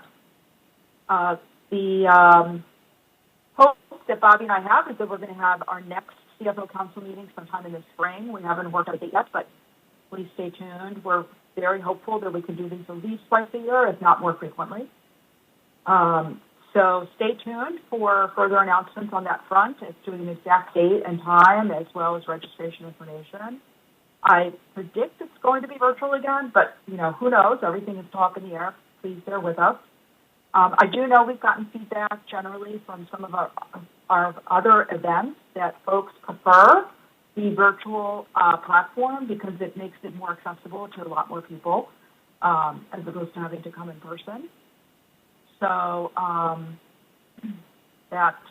Michelle, I'm gonna pop in here, Alina. We do have one person who's trying to call in, Mr. Hammond. And yes, I do see that. Mr. Hammond, you are joined via WebEx audio, so you would need to click the raise hand icon. But I'm going to go ahead and unmute your line for you so that you can make your public comments, sir. All right, Mr. Hammond, your line is unmuted, sir. You may go ahead. Yes, good morning. Can you hear me? Hello? Yes, sir. Please go ahead. We can hear you. Okay. Well, in 3 minutes, I can't say very much, but let me just, first I'd like to say that this council is co-chaired by two incredibly talented people with equally impressive leadership, Alina Simo, Georgetown University Law Center, Phi Beta Kappa from the University of Maryland, College Park, graduated with high honors, Bobby Talabian, University of Tennessee, College of Law, where he served on the Law Review, Go Vols. The Honorable David S. Fierro worked his way up from a Navy corpsman, saving lives, God bless you, thank you for your service, to a presidential appointment by Barack Obama as the 10th Archivist of the United States of America. Associate General Anita Gupta graduated magna cum laude from Yale University and received her law degree from New York University School of Law. I don't have time to go through, I'd asked for time to make some oral presentations today. I'm going to submit my speaker notes. I've already entered them as best I could into YouTube, and I would ask that those be appended to the meeting minutes as my oral comments, since there's not time to make them. I have to say that this is an unlawful meeting. It wasn't properly advertised in the Federal Register. That's not the first time this has happened. I attribute this and many other shortcomings to grossly inadequate funding for both OGIS and for DOJ OIP. And I'm asking that DOJ and NARA please properly fund these missions so that this beleaguered staff can properly do their job. With just a few minutes, I'd just like to skip to my closing remarks. And those are great meeting today, but unlawfully held. Great people at OGIS and DOJ OIP, but grossly under-resourced and not enough of them. NARA and DOJ should take immediate action to properly resource OGIS and OIP, respectively, based on significant mission failure in not doing so. The situation is dire. We need an American OGIS and OIP rescue plan and an OGIS and OIP Build Back Better plan from Congress and the executive branch. The Chief FOIA Officer Council must post all of my public comments or state publicly the statutory basis for not doing so. The Chief FOIA Officers Council should reconvene within 2 months to address public requester FOIA compliance concerns, hear my briefings, and decide on my recommendations. I do not believe that it was the intent of Congress or President Obama that oral public comments should be arbitrarily limited to 15 minutes per year in an open meeting. Thank you for considering my oral comments and my written public comments. They're posted on the website. Please review them. There are several items in there that I'm seeking decisions from this council on. I'd like to close with the words of proud American citizens. Mr. Hammond, thank you Gouverneur so much Morris, for your comments. Abraham Lincoln, and Martin Luther King. We, the people, enshrined in the Constitution, will not again be a house divided against ourselves, no matter the rhetoric. In 1865, 165 years ago, We fought and won a bloody war to advance equity of opportunity, not guaranteed equity of outcomes, as we're all unique in our pursuit of our dreams. Messy as it is, that is our history. Hammond, the greatest nation in the history of the world. Let us all be judged by the content of our character. God bless the United States of America. Thank you. Thank you. Once again, ladies and gentlemen, if you would like to make a comment, please press the raise hand icon on your WebEx screen if you're logged in on the WebEx audio. Otherwise, you may press #2 if you are on regular phone audio.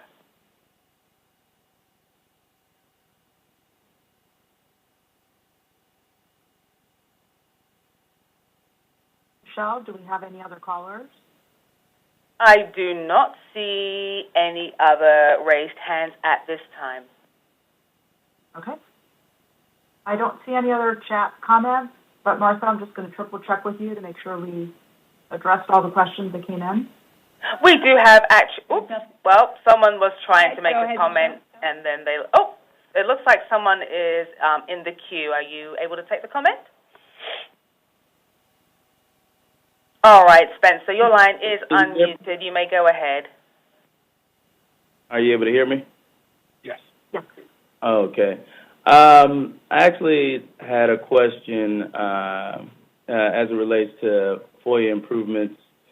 I was recently, I guess, doing the annual report, and some questions arose regarding being able to pull these annual reports. And I know that you had mentioned that one of the improvements, it looks like we'll be able to get the quarterly analysis, individually, and that helps a lot.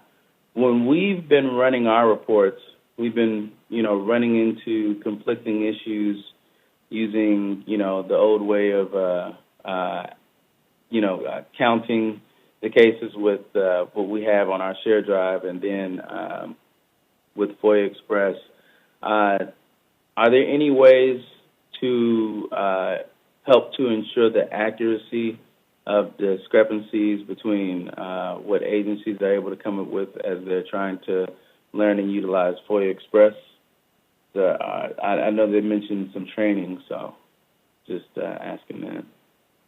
Yeah, thank you for the question. And so just, I think, a couple things there. So we do go through a level of validation once the report comes to us to help zero in on potential data validation issues. But before that, obviously, the best method to catch any kind of data errors or corrections is obviously at the raw level while you're producing a report. So I will offer, and we have a dedicated compliance team at OIP that works individually with agencies to troubleshoot these issues. So I encourage you, if you don't mind, just reaching out to us, 202-514-FOIA, asking for a member of the compliance team, and we can work in the weeds on this with you to figure out what the best solution is. Another plug, though, is obviously the Technology Committee has a working group for FOIA Express, and this might be something of interest with other members of the group as far as the reporting functionality of FOIA Express. And so I encourage you to maybe reach out, and as I said, they are always looking for volunteers on that committee. But please reach out to us as you're preparing a report. Again, 202-514-FOIA, and we'll be happy to troubleshoot what the issues are that you're having. Thank you. And the second part of my question goes out to the broad community. I've noticed that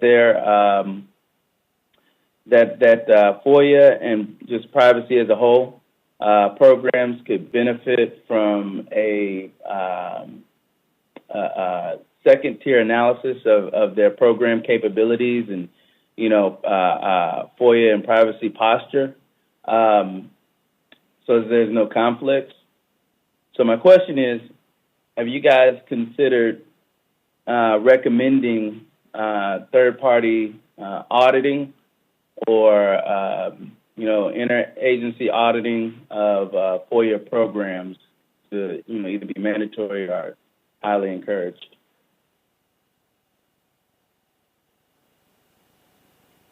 I will. One thing I wanted to offer is we have developed a FOIA, and I mentioned that we're going to update a FOIA self-assessment toolkit, which provides an objective way for you to evaluate each part of your FOIA program. So I definitely would encourage you to use that toolkit to assess the needs of your agency, and then it highlights relevant guidance and resources. And also, our office is happy to work with you individually as you're assessing and looking for improvements. Thank you, Mr. Spencer Christian, for your comments. If anybody else has a comment, please place yourself in the queue with the raise hand icon or #2 on your phone. Just wanted to say, someone asked where we could find a transcript of this meeting, and I did respond in the chat, but we will be posting a transcript to our website as soon as possible. Also, please be aware this has been live streamed on YouTube and will live on the National Archives YouTube channel for folks to watch at a later time. Thank you. All right, and there are no additional questions in queue. All right, so I think, Bobby, we can get ready to wrap up. I think it's been a great meeting today. Again, just very grateful for all the presentations we've had. I hope it gets everyone excited about the possibility of joining your federal colleagues on these committees and working groups and subcommittees. So please consider signing up.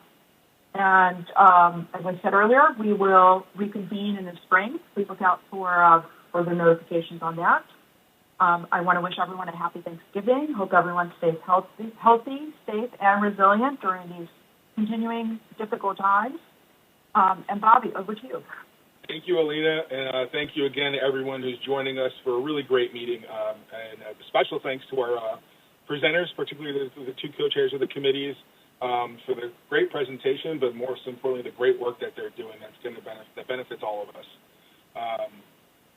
Just one more plug, please. If you are interested, reach out to us for working with the committees. We are interested in your participation. And also very open to what our next meeting in the spring would look like. If there's anything that you would like us to address, or happy to include agencies as part of the program, agency CFOs or agency FOIA officials. If you do have suggestions, please reach out to either myself or Alina. And with that, I just want to thank everyone again and wish everyone a happy Thanksgiving.